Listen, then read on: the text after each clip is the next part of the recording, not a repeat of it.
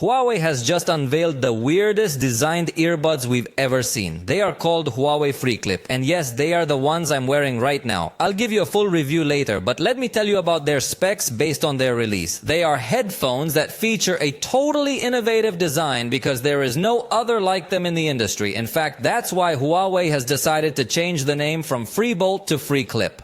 Because in this case they are headphones that are not inserted directly into the ear cavity, but remain a little further out. You can adjust them perfectly to your ear as if it were a small hook, although obviously it does not exert any annoying pressure on it. In fact, they are extremely comfortable, and I consider them to be the first fully open headphones. Huawei has called Bridge C to this small connector that has multiple wires with different layers and extraordinary quality. On the other hand, we have another part that is called Comfort Bean, which is the area that is left on the back. And it's very remarkable that it has touch recognition in many areas, so it will be very easy to manipulate them. And finally, they have what they call an acoustic ball on the front, which is precisely where the sound is going to be emitted, which honestly I'm already testing it and it's of good quality. The headphones are IP54 certified for use with splashing water and offer 32 hours of battery life. Also, according to Huawei, it will only take you 40 minutes to fully charge them again, and with a 10-minute charge they can give you 3 hours of playback. The audio is of good quality, but if you want to enjoy high-resolution audio, you must have a Huawei cell phone with MUI 13, as it supports SBC, AAC, and L2HC codecs. This last codec is exclusive to Huawei. But if you have a cell phone of another brand, either way, you will have a good sound, although not so high resolution. They are available in black and purple, and the truth is that they look very nice and very pretty. For the moment, they have been officially presented in Europe and their price is 199 euros, although the pre-sale is already active also in Mexico at a price of 3,998 pesos.